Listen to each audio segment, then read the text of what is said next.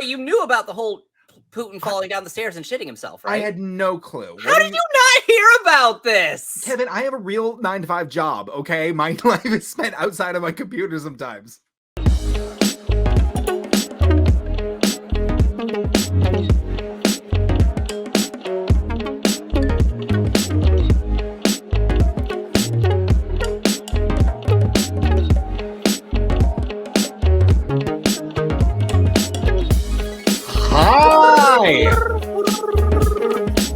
And then there's Kevin having a breakdown as usual.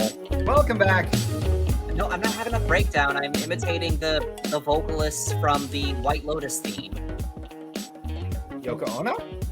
What? No, the show White Lotus. No, Kevin.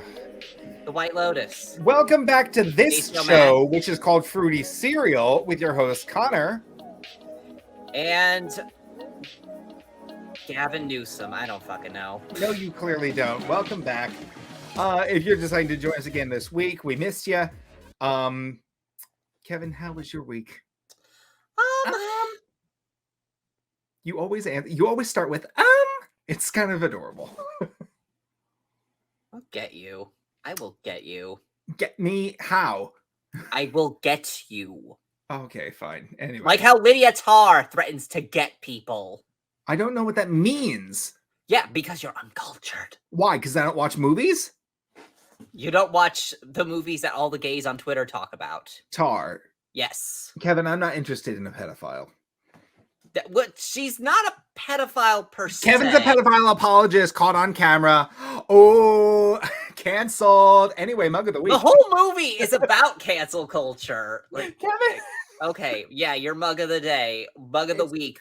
Whatever. Look at I love this mug. It's first of all, it's like the size of like a fucking bucket. Okay, it's like 3 cups of hot cocoa in there, and it's Maleficent. Come on. Yes, Maleficent. Male efficient. Male efficient. Oh my goodness. So yeah, my week was okay, I guess. I mean, I don't know. I've kind of been a little weird this week, but week. You know what? It's just holidays, you know, it's holiday hecticness. Oh my god. I think that like we should reschedule Christmas, like, or Thanksgiving, one or the other. Because they're too close together. Exactly. Yeah, that's my point. And then they're too close together. You know who I don't trust? People who have energy for New Year's Eve.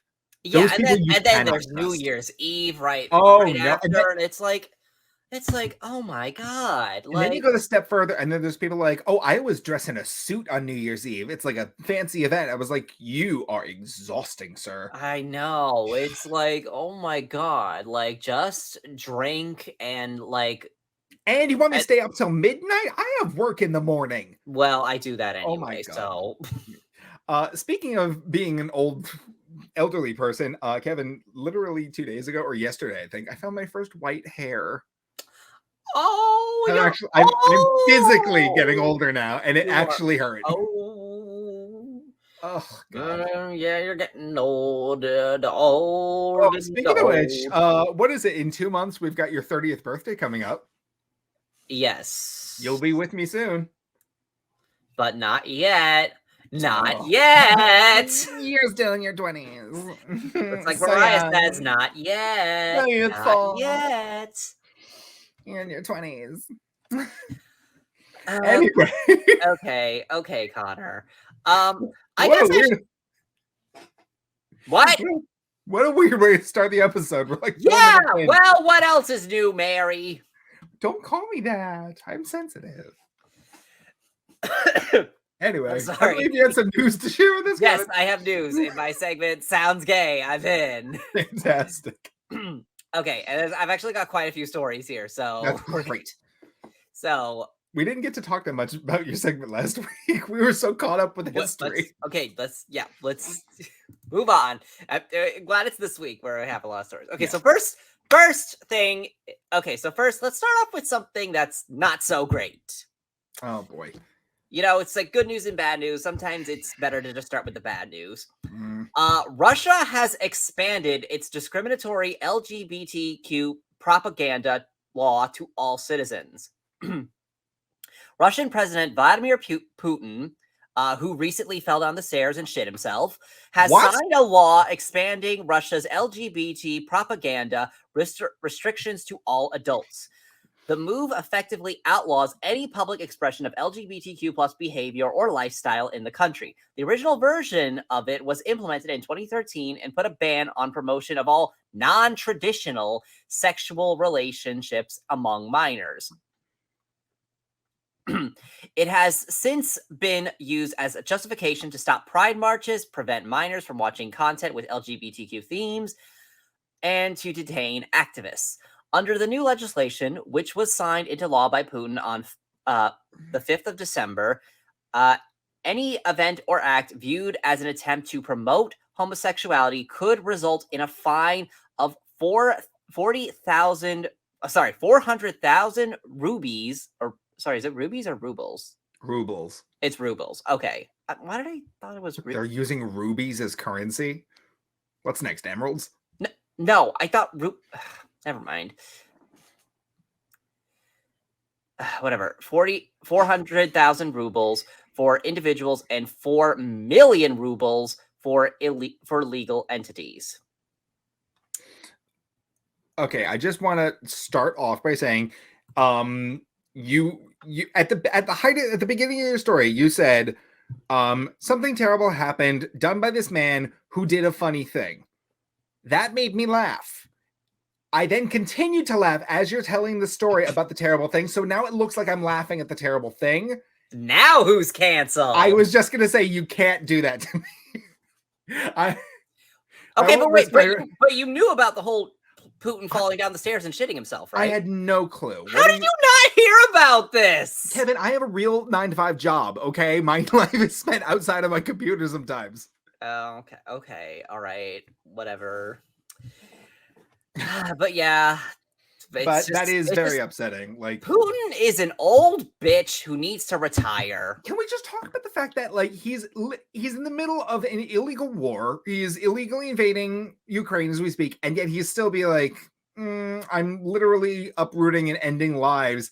I also feel like I need to do something about the gays. Like, how do we get rid of them? Yeah, and apparently now, like, the fight is coming to him. It's like, it's coming into Russia, and he's running away to Venezuela.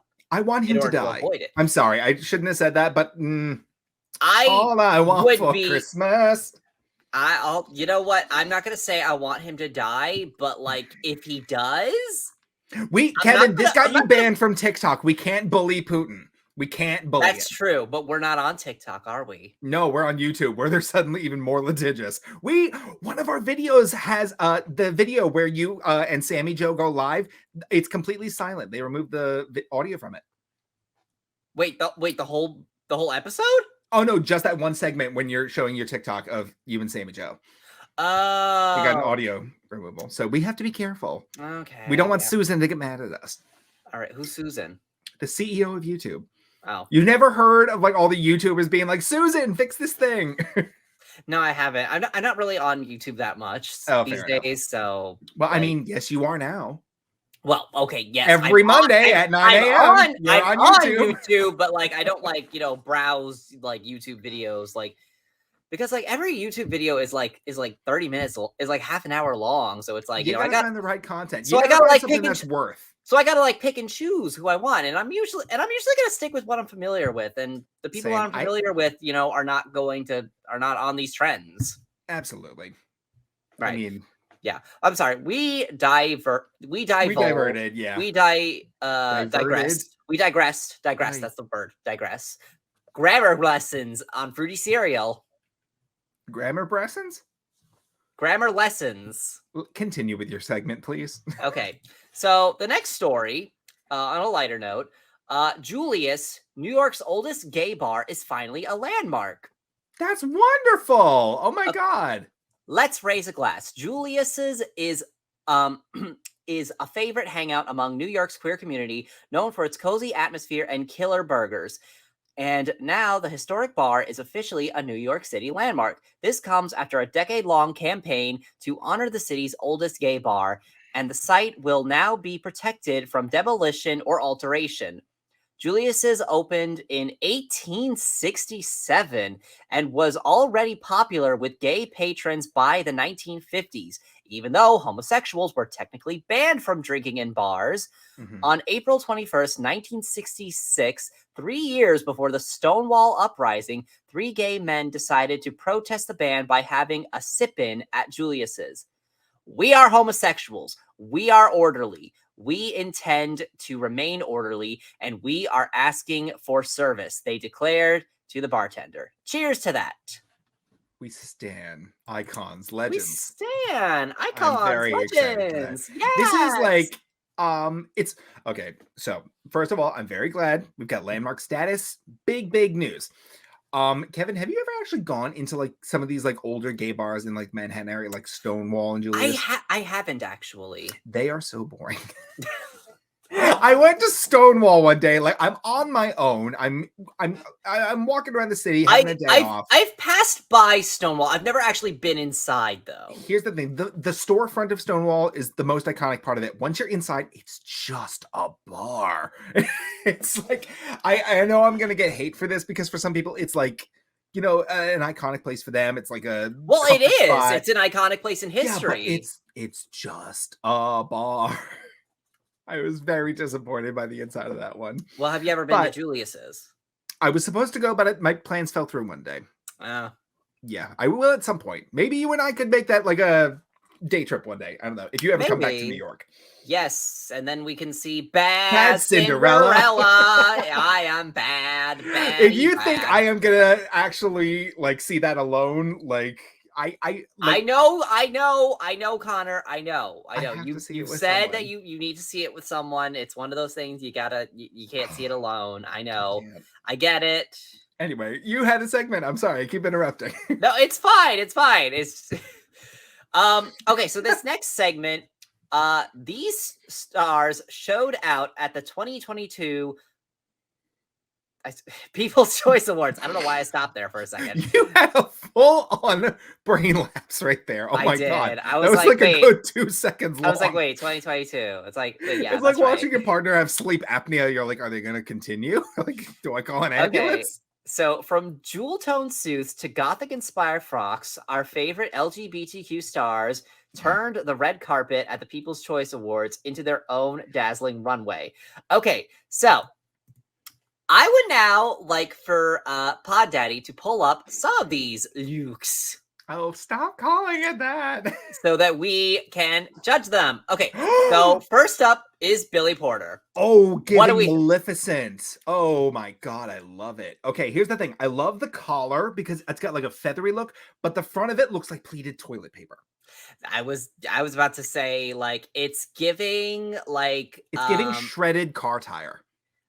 Okay, yeah, it's that too. But I was gonna say that like, what is that like streamer material, like, you know, that you like have buy at Party City, but like in black cream. Yes. Is that what I'm thinking of? Okay, crepe paper streamers. Yes, that's kind of what it's giving. So are we gonna toot or boot this?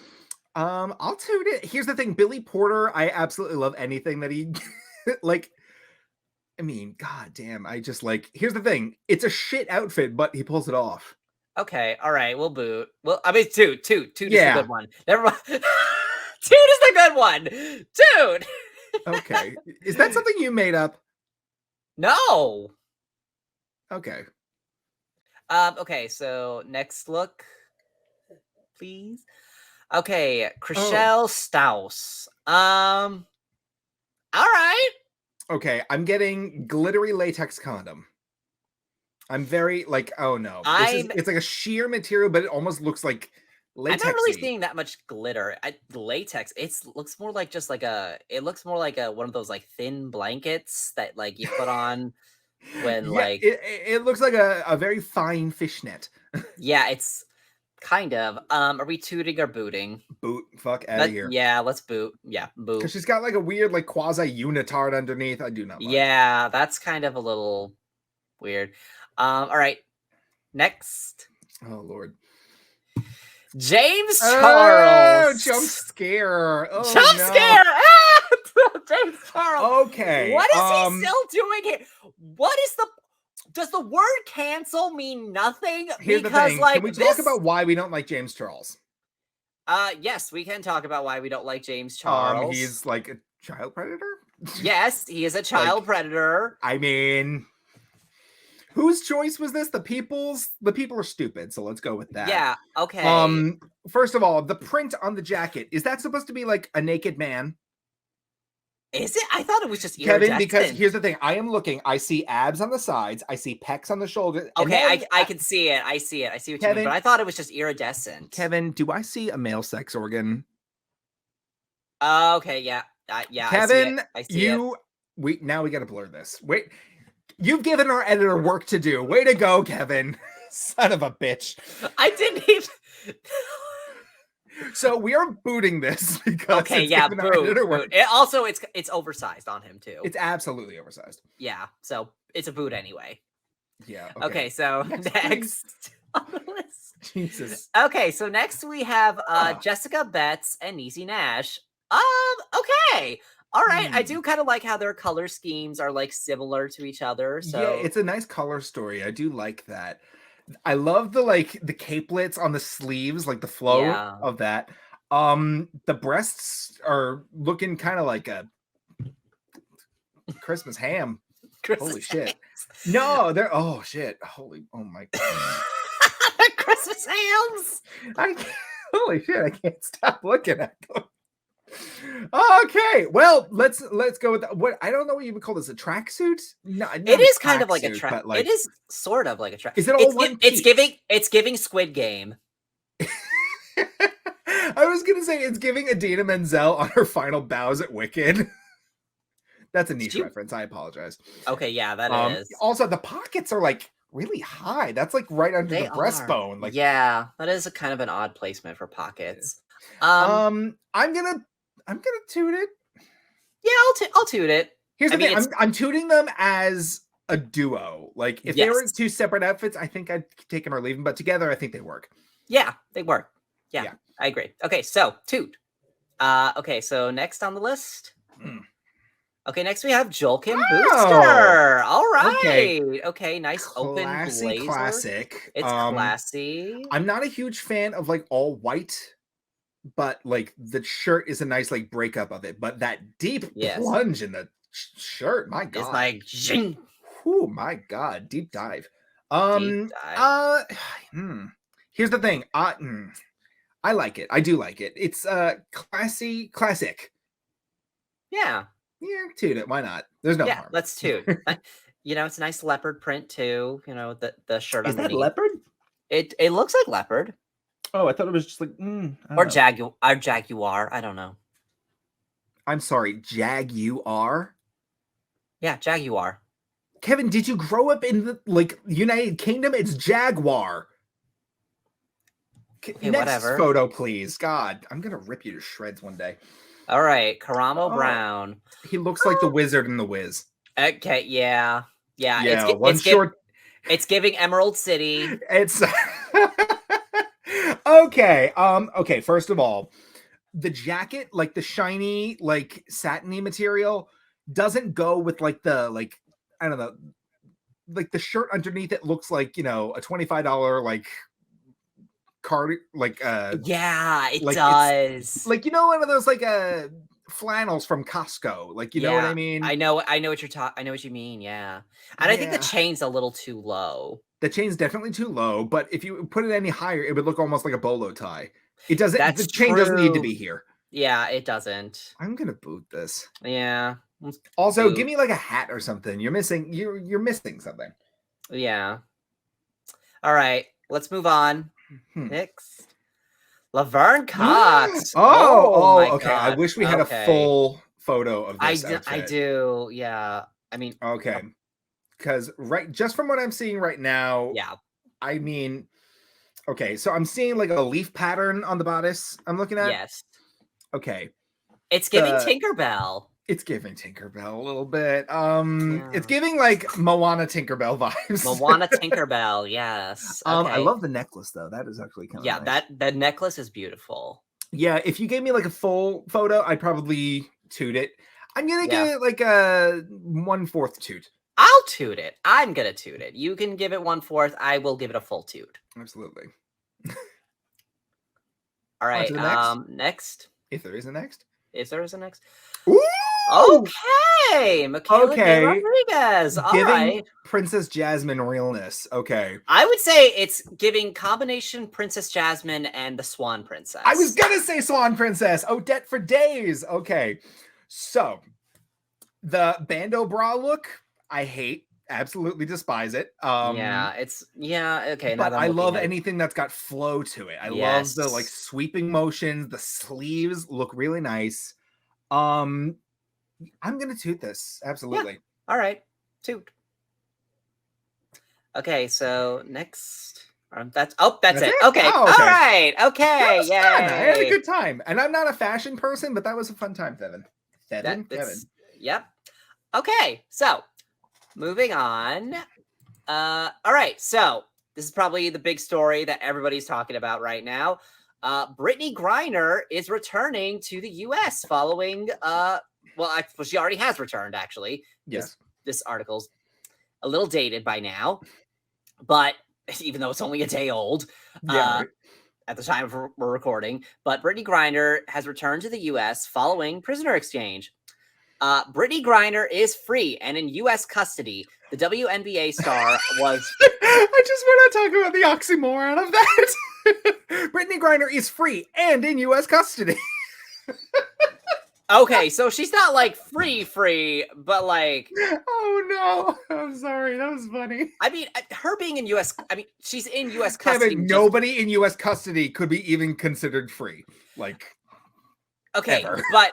like, I think the context is important. Though. Okay, fair enough. I get it. I do. The context is important.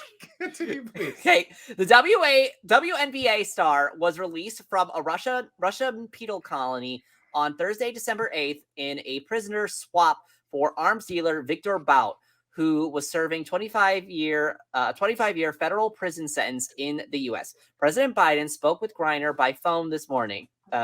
Or that morning, later tweeting, "She is safe. She's on a plane. She is on her way home." Speaking from the White House, Griner's wife, Sherelle Griner, thanked the Biden administration for their tireless work and said, "Today is just a happy day for me and my family."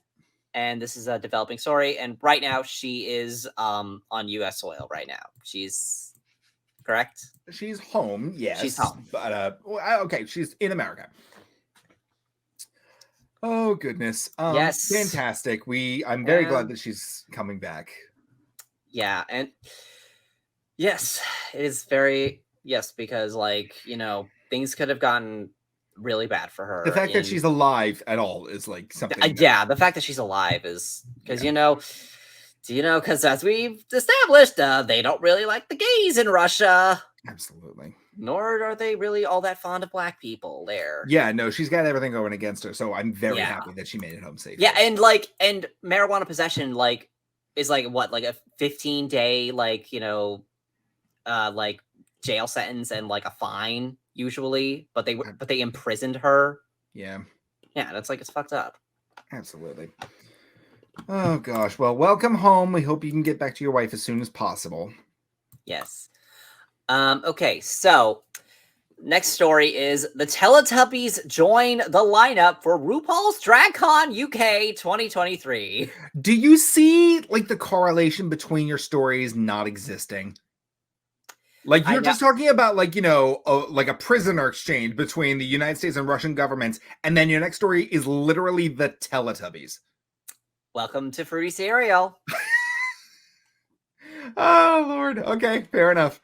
Okay, so Teletubbies. Yes, the Teletubbies will be at RuPaul's DragCon UK. Tinky Winky, Dipsy, Lala, and Poe will all be in attendance at the Kids Zone, sponsored by Wild Brains Teletubbies. They will be doing a kids fashion show, complete with a meet and greet on the Sunday, meaning we are sure to see some sickening pictures of the queens alongside the 4 famous faces. Taking place at Excel London in January 2023, it will be its biggest UK celebration yet and the first DragCon in the country since 2020. Okay. I love this, and I'm also afraid of this. You're Ask also me afraid why. of this. I'm Why are afraid you of afraid? this. Why are you afraid of this? With all I'm gonna bring the mood down. With all the political tension in the country right now, with like In protests America. in Right. America, yes.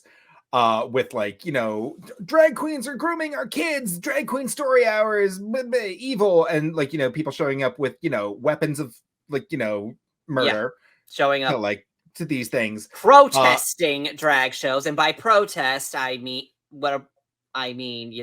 intimidating and intimidation, domestic terrorism. We'll say what and have it you is. noticed that these people they're wearing masks at these to intimidate? It's like, oh, now you guys like masks? Now you like them? Absolutely. The just like the narrative that they're creating is like, they're trying to groom our kids. They're gonna use this as ammunition. I see it. They probably will, but like, we just gotta. Here's the thing. It's just so ridiculous. But you know what? It's Republicans got bored after the pandemic, and they can't complain about mask mandates or vaccine mandates anymore. So they're like, oh, we got to come up with something. They're like flipping through their book, and to be a scapegoat, and they're we're just in the wrong place. And they're like, oh, accusing gays of pedophiles. We haven't used that one in a while. Let's use that. Oh God. It's like you really think that a man in a dress is more of a threat to your child than a man with a gun? Or a man in priest vestments, but anyway, fun topic. Let's talk about Drag Race and Teletubbies. Yeah, I just thought that this was. I found this story, and this isn't from a source I usually get, but like I just thought it was just funny. It's definitely funny. Oh my gosh, I can't wait to see those photos though. Yeah. I want that to be a challenge. Be like, you have to create your own original Teletubby. I wouldn't be surprised if it was on UK's Drag Race. I would not be surprised. Absolutely. Somebody comes out just drenched in tubby custard. Because you remember in, I believe it was season 7 of RuPaul's Drag Race where they had to do a Hello Kitty challenge. Why do I feel like all the unhinged shit happened in season 7? That is a good question, because season 7 was unhinged. Right.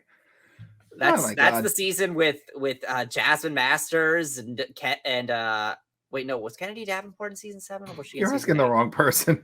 Okay, well, okay, that was when Trixie and Katya were. That was Trixie and Katya's season. Well, that's the one that. Wait, Trixie did not win season 7, right? No, she won All Stars 3. There we go. Yes. But speaking of which, have you noticed my little Trixie doll down here now? I haven't. That's my Trixie doll. I did notice your Harley Quinn Christmas sweater, though. Do you love it? Yes. Is it giving? It's giving season. Yes, it's giving. It's giving season. It's giving season. Continue your story, please. Okay. I'm done embarrassing myself on the internet for today. All right.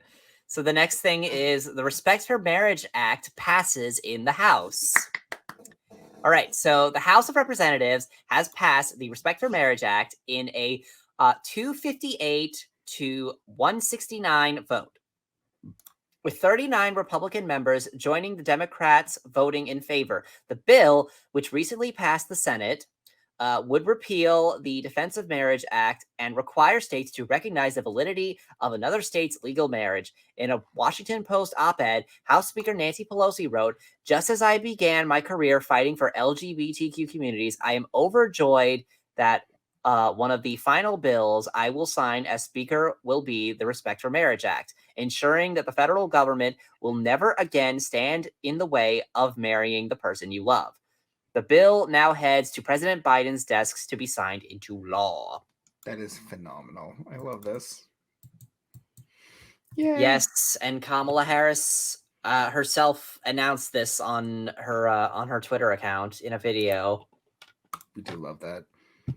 And I'm just like, oh, Kamala, I want to ride your bus. Kevin, stop it. Look at the bus! Wheels on the bus go round and round. Kevin, you did that 2 episodes ago. I know. I still love it. I still love it. Oh, Lord. Kevin, now that this is happening... I don't move on from things. I defy capitalism. I don't move on from things.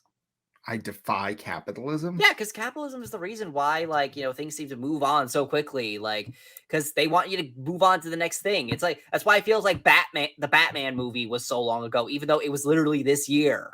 The Bob's Burgers movie came out this year, Kevin. Exactly! You forgot that, didn't you? I didn't forget that. I just was like, I was looking at my Blu-ray shelf and I was like, why do I have that already? Oh, God. Well, anyway. Okay, so final story of this week, because this one just happened today. Jarrod Carmichael will host the 2023 Golden Globes.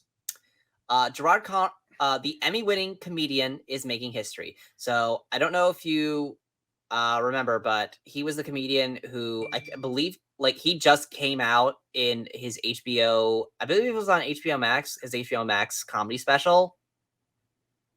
No idea. I'm pretty sure we discussed this a few episodes ago. Well, not a few episodes ago. It was like many episodes ago. But anyway, Jarrod Carmichael will make history when he hosts the 2023 Golden Globes, becoming the first ever Black solo MC since the award show launched in 1944. This follows years of controversy for the embattled Globes, including when legions of viewers and broadcast partner NBC boycotted the show for the Hollywood Foreign Press Association's lack of membership diversity. The organization's president, Helen Hone, celebrated Carmichael's hosting announcement in this statement. His comedic talents will have entertained and thrilled audiences while providing thought-provoking moments that are so important in the times we live in. Jarrod is a special kind of talent in this show calls for to kick off the awards season. Carmichael's Emmy-winning comedy special, Rothaniel, helped raise his profile in 2022. The ceremony will air January 10th, 2023 at 8 p.m. Eastern Standard Times on NBC. Wow, okay. The first time since 1944? Yeah. This, like, here's the thing. Like, I know that we're supposed to be like, congratulations to the progress. I'm just thinking, wow, we are so fucking late to the game. This is embarrassing. Mm-hmm. Like, oh, man. Okay, well. Yes, I mean, and that concludes it. We had a lot of stories this week. Yes, holy shit, you ran your mouth. Yeah. Blah, blah, blah. So I hope that you have pretty hyped up hyperfixation. I actually have a two-parter. Okay, this actually. Oh, a two-parter, like the Wicked movie. A little bit. That why didn't we talk about the Wicked movie, Kevin? So much new stuff came out. First of all, they started filming. They started filming. Did they start filming?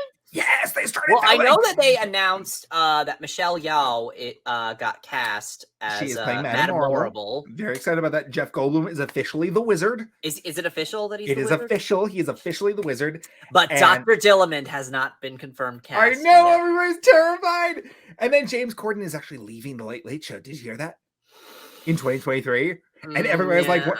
Oh, God. But then the other one that got me was Ethan Slater is playing the role of Bach. Yes, SpongeBob. Okay, Ethan Slater originated the role of SpongeBob in the SpongeBob SquarePants musical on Broadway. Phenomenal actor, amazing singer. I mean, and he was also a pro wrestler. Not pro wrestler, but he was a wrestler. So he's a squirmy little wrestly boy. I like him. I like him, Gavin. What? He's tiny and strong. I love the idea of like a small man that can pin me down. Okay. I'm getting vulnerable on the podcast this week. Okay, yeah, you're revealing shit. Yeah. Like, oh shit. I'm like, okay. All right, on Maine. Okay. Anyway, what else we were talking about? The Wicked movie has started filming, so I'm very excited about that. Yeah, just like. I'm so excited for this movie. As more stuff comes to light, I'll be sure to bring it up. Right. But yeah, what were you talking about? The Wicked movie. My two-parter hyperfixation. So let me start by saying my hyperfixation of the last week, I only had some of the details. If you watched our episode last week, my hyperfixation consisted of the story of the boy in the box, a 4-year-old boy who was found beaten and murdered. A fun topic, I know. In 1957, went completely unknown for 65 years.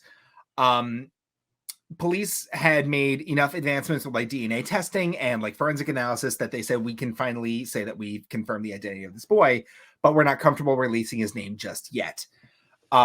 This week, I believe literally earlier today, if I'm not mistaken. Yeah, today, December 9th. The name of the boy in box has been revealed, and he has been officially identified as Joseph Augustus Zarelli, born on January 13th, 1953, and was 4 years old when he died. And I just wanted to say, like, I'm glad that we have some semblance of closure. This boy now has a proper identity. There may be plans to move forward with his headstone to replace it with America's Unknown Child with his official name and date of birth and death. The police have said that they have suspicions as to who committed the murder, but they feel it's a little irresponsible to release anything further until they have definitive proof or reasonable suspicion, so to speak. But yeah, that was one of the things that really tickled me is like, you know, unsolved mystery has been more or less solved. So once again, rest in peace, Joseph Augustus Zarelli. The second part of my hyperfixation of the week. Yeah. How cheerful. This one, I just, okay. Kevin, do you like game shows? Sure. What's your favorite game show? The Wheel of Fortune. I don't fucking know. Wheel of Fortune's a fun one. That's harmless fun. You just guess letters. It's always a fun one. Let me ask you, did you ever see a TV show? It's an old one. It's called What's My Line? Price is Right is more fun. I'm going to say Price is Right, actually. Price is Right? Really? I don't know. It's fun. People get like all wacky and excited when they. Oh, God. Kevin, have you ever watched Supermarket Sweep? Not the original, not the new one, like the original. Not really, no. You want to see white people go crazy in a grocery store? It is nuts. I love it. Anyway, that's another story. Never mind. Anyway, I was talking about a game show called What's My Line? Have you ever heard of this one? I think so. It's kind of popular. You see a lot of clips of it on like TikTok and stuff like that. I have not, but one of the more popular segments of the show is these panelists on the game show would be sitting there completely blindfolded. The host would say, I'm going to be bringing out my mystery celebrity guest. And then it was always somebody high profile, like Walt Disney, like Angela Lansbury, Carol Burnett, and sort of like big names like that. Betty White, B. Arthur, whoever. And one of the panelists on the show, she was in every single episode, was a woman named Dorothy Kilgallen. Her name was Dorothy Kilgallen. Have you ever heard her name before, Kevin? No. Okay, you would probably know her from the show, but she was a very popular journalist. Like she ran several columns in the New York Evening Journal. She did mostly like, you know, like, I don't want to say business news and gossip, but she also went into other topics like politics, and sometimes she went into organized crime. So she was a very popular, you know, journalist. She was a panelist on the game show What's My Line? One of her biggest stories, like it would have made her career, and one of her final stories that she never got to finish, was the investigation into the assassination of American President John F. Kennedy. Do you know who he is? Yes. Could you imagine if you said no? And it's like, oh, great. No. Now I have to go into this now.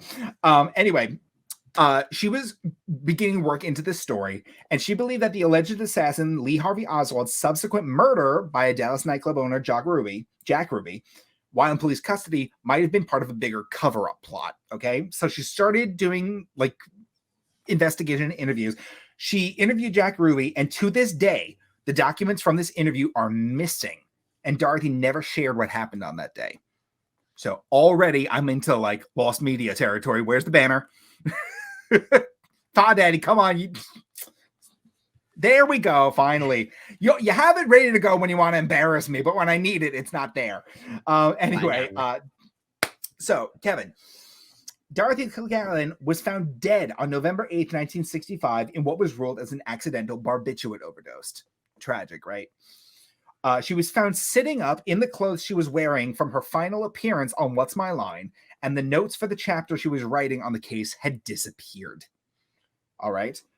So the cereal that we in our name actually does refer to killers. It does, Kevin. Okay, so because like we're starting to turn into a true crime podcast. Kevin, this is what the best part about hyperfixation of the week. It's never the same topic. It's always like that's one of the great things about being autistic. But that's what it was last week. It was a true crime story. And who knows what it'll be next week? It could be like, how you milk a cow. Who fucking knows? Watch, it's something incredibly mundane next week. But it's just whatever gets my brain fired up throughout the week. Okay.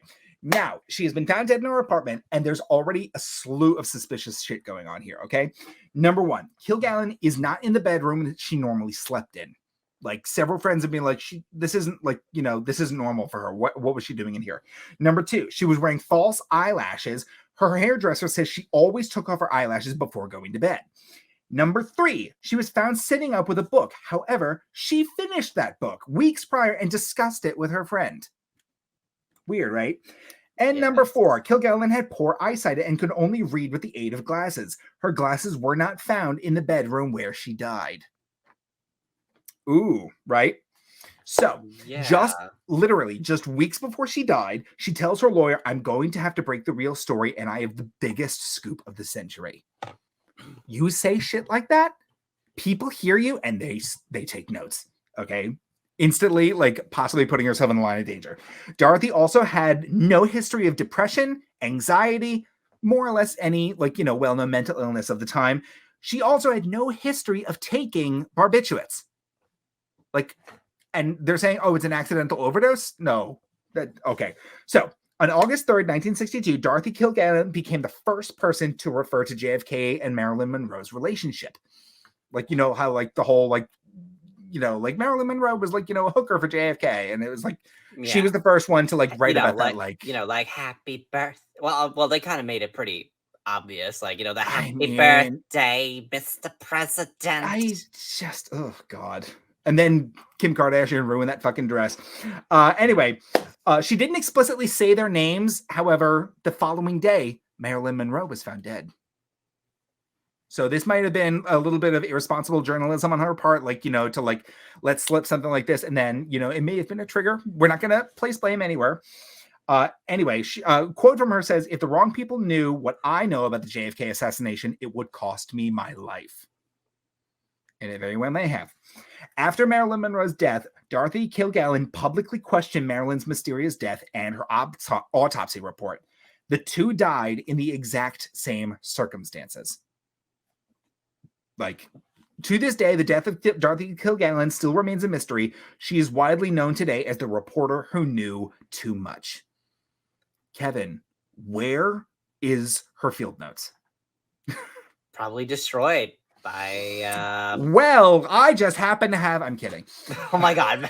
It's like, this is how you're going to break this news? Yeah, and then you just hear a gunshot and the show ends forever. Yeah, Jesus Christ. But that was something that has been bugging me, okay? Like a game show panelist holding possibly the greatest American secret that will not be released for God knows how long, and being subsequently possibly murdered because of it? Yeah, that is kind of insane. It's nuts, right? A little too insane. I feel like we might get in trouble just for talking about this. Why? Everybody in this story involved is dead, Kevin. We're fine. That's true. But I just love the juxtaposition of seeing this funny, goofy personality on What's My Line, having a wonderful time laughing it up with celebrities, and then possibly holding the knowledge of who killed John F. Kennedy. Or who planned the killing of John F. Kennedy. Isn't that kind of like when Ronan Farrow was on Unbreakable Kimmy Schmidt? Ronan Farrow? Who? Yeah. Ronan Farrow, he broke all those stories about all those sexual abuse stories during the Me Too movement. I have no idea what you're talking about. Oh my God, you don't know who Ronan Farrow is? No. How do you know who this lady is, but you don't know who Ronan Farrow is? Kevin, as we've stated in the past, I have autism. I can tell you exactly how many people died on the Titanic, but I don't know what I ate for breakfast. Oh my God. Okay? Don't make fun of me. Anyway, that is That was my hyperfixation of the week. Y'all, oh God. But I'm glad you got into it with me. I love it. This is what I love hyperfixating about, when I get to share with people and they have the same like thirst for knowledge. They want to know more like I do. I love it when I get that reaction. Ronan Farrow. Yes, educate me. Who is this person? He is the son of Mia Farrow and Woody Allen.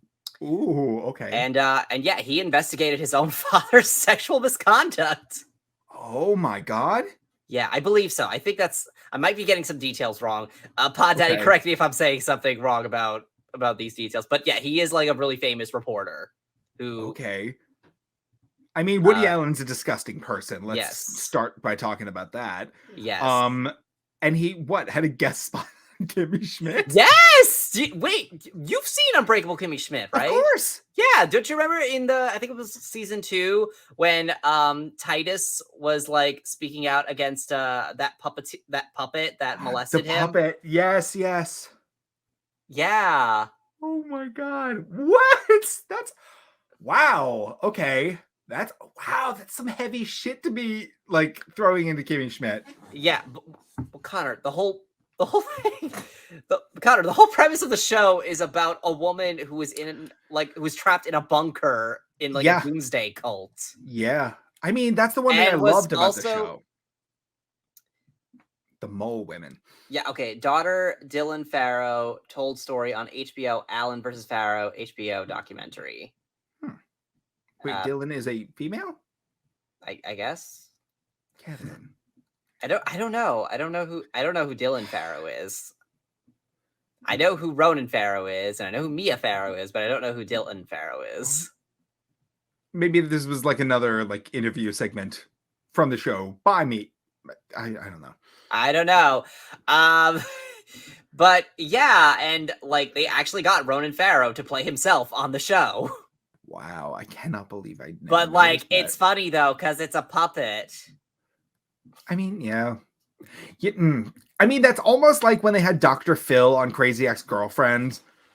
Do you remember that when she was hallucinating him? But crazy. But Dr. Phil's a quack. Dr. Phil's always been like no one takes Dr. Phil seriously. Ever since he was in Scary Movie 3, I was just like, oh, you're just another, no, he always has. He's a daytime talk show psychiatrist. Yes, Ronan Farrow investigated sexual abuse scandal. Yes. Wow, that's one way to get yourself out of the will. Yeah. But I think. My God. Okay. Yeah. Heavy stuff, but. Kevin. What? I wanted to talk to you about what are your plans going forward with the holiday season, because we're getting close to the end of the year, and we still have to do our little bake-off.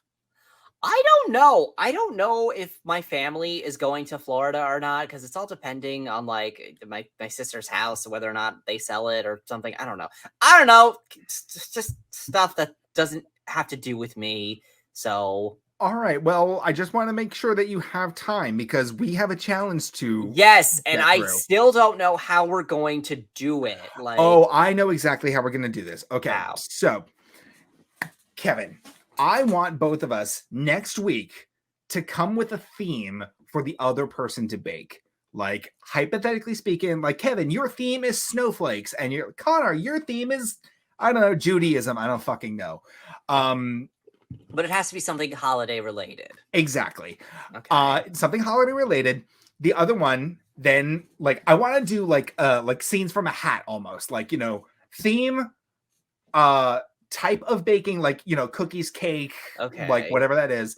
And then I want a primary color scheme. Does that sound interesting to you? Okay, a primary color scheme. Because here's the thing. In order to make a holiday theme work, you usually think red, green, gold, blue, whatever.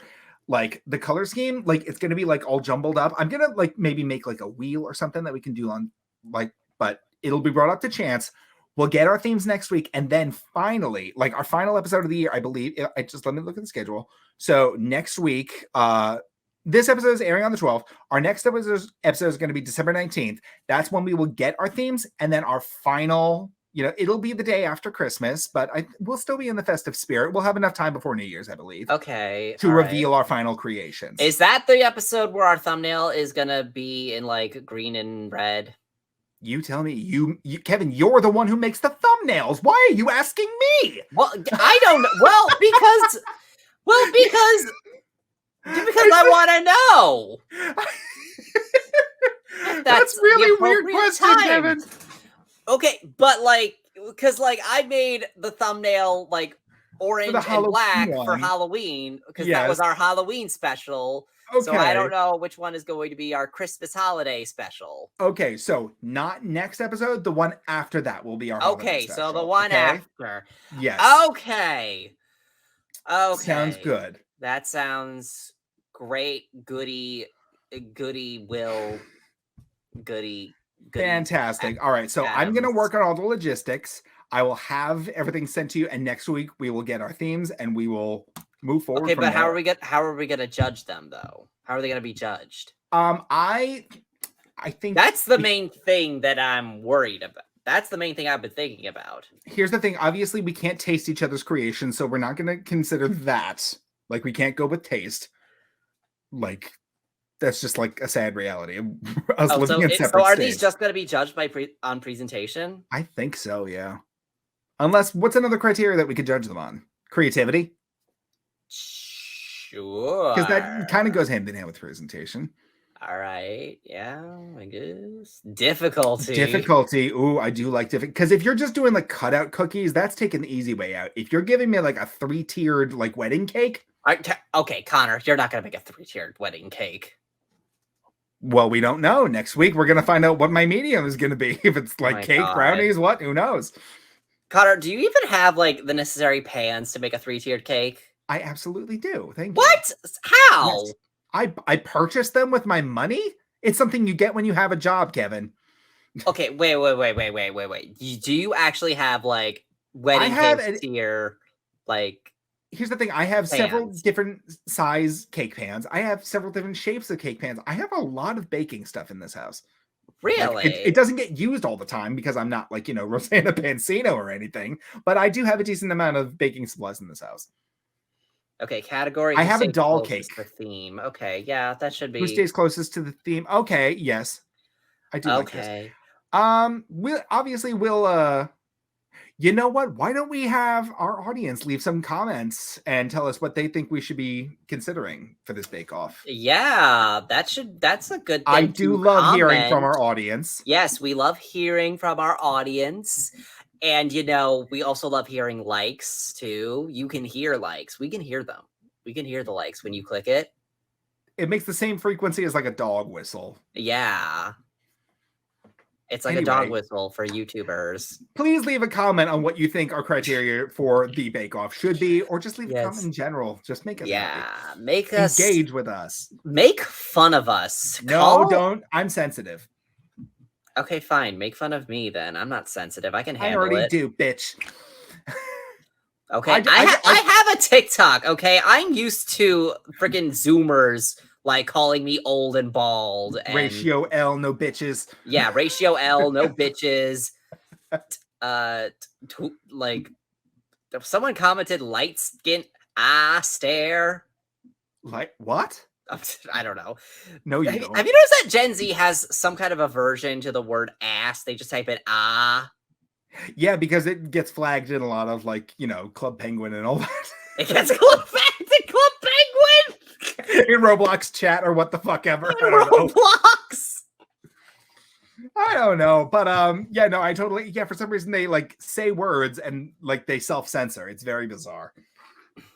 Okay. Anyway, that will be next week. That will be. Kevin, do we have anything else we wanted to talk about? I did have one more thing I wanted to talk about. Okay. Last night I had a dream that. About you, Rose. I'm sorry. I was singing the tune to some weird animator on Instagram. Anyway, but last night I had a dream. Connor, you know about that movie Orcha? Oh, I love that movie. Yes, That traumatized the we shit out of me. love the movie Orcha. That's kind of like our with Richard Harris. With Richard Harris and Bo Derek. It's a very, I don't know how to describe it. It's like an outlet. It's a Jaws knockoff. It's about an orca. Yeah. And we but watched it's also, it with... But it's also like reverse Moby Dick because it's about an orca seeking revenge against a man. Yeah. It's about a whale trying to seek vengeance against a man. And this whale this movie is not. What? And this whale like fucks up like the whole town too. The whole town. Oh my. Yeah. Well, we watched it on a whim one day with our friend Sheila. We made like some nasty ass cocktail, sat in our living room, and in the first 10 minutes, it traumatized us by showing a violent whale miscarriage, and all of us were like, "Oh my god!" It was. Yes. I still have nightmares about it. I'm not even exaggerating when I say that. So I had a dream last night that there was a ride based on it, and it was like. And it's like it was like one of the most like psychologically like what's the word I'm looking for? Harrowing, yeah, psychologically harrowing like theme park rides you can imagine. Like it was like a combination boat and roller coaster. There was a reverse launch in it where like, you know, the whale is attacking you and like it reverse launches afterwards. There was a show scene with the miscarriage. Stop! No! And like, just basically like this theme park ride was like really trying to hammer in the point that this whale wants you dead. Okay. Now, would you ride it? Yes. I think I would too. This sounds exhausting. Let's try it out. Mostly because I missed the Jaws ride at Universal. This sounds like a nice replacement for it. No, it was like the Jaws ride on steroids. I love that. Like, you know how the Jaws ride has like that one show scene where like, you know, you're in like the little you're in the boathouse and the shark like, you know, breaks through the boathouse and attacks you. Imagine that scene, but like there's a reverse launch in it. I love that because I'm picturing the reverse launch. You're like sitting in the boat, right? And they're like 3, 2, 1, bye whalers or what the fuck ever. It launches and then there's like a prop orca that like follows you as you reverse launch, so it looks like it's coming at you. Yes, I love that. It's Kevin, like, why aren't we Imagineers? I don't. Well, okay. Do you hire us, Universal? Do you think that Disney's gonna? No, I talked to this about James, my brother-in-law, and he suggested this ride should be at SeaWorld. Absolutely. Yes. Hey, SeaWorld did like, you know, literally loan their IP name to Jaws 3. Oh, and they thought that was a good business That's decision. True. I forgot about that. Yeah. Not only did they advertise SeaWorld, now with more shark attacks, they also like, you know, put their name on like maybe one of the worst movies in history. Yes. Oh my god. Until Jaws 4 came along. Yeah. Kevin, oh, you know what else he said? He said he said the ride was a lot like the wolf from Busch Gardens, I think it was. Ooh. There's like suspended ride that's like, you know, gives you the feeling that you're being chased by a wolf or something. Oh my gosh, I'm not remembering the details. We'll discuss it a little bit off camera, maybe. Yeah, we'll discuss. We are running our mouths for a while. We are, but like, I just thought I wanted to bring that up. I want to see how you incorporate this into the thumbnail. I don't. Do not put the fucking whale miscarriage in the thumbnail. Kevin. Oh my god! Oh, no, I'm not gonna put the whale miscarriage, but I will put a whale in it. Okay. Anyway, thank you everybody for sitting and enduring this with us. This was maybe one of the most fun episodes I think we've recorded in a while. Kevin, I had a great time. Thank you for making me laugh again. You're welcome. If you would like to follow us on social media, you can do so across all social media at Fruity Cereal. Fruity like the fruit, cereal like the number. Kevin? You can follow me anywhere now at It's Kevin O'Lear on TikTok, Twitter, Instagram, Letterboxd, Twitch and YouTube. I fixed it, so now you can follow me on YouTube at It's Kevin O'Lear as well. No more Kevo Productions? Well, it's still called that, but like YouTube has handles now. True. So okay. So yeah, I changed. It's a little bit more streamlined. I made my handle. It's Kevin O'Lear, which is the same. I'm gonna have to follow suit because as of right now, if you want to follow me, you can follow me on TikTok at ConnorKFitz92, on Twitter at ConnorF from LI, and on Instagram at ConnorKFitz. I'm a mess right now. Yeah, you gotta get it all the same handle, so that gotta be cohesive. Gotta be. Maybe that'll happen next week when you join us next Monday at 9 a.m. on the Empty the Bench Podcast Network.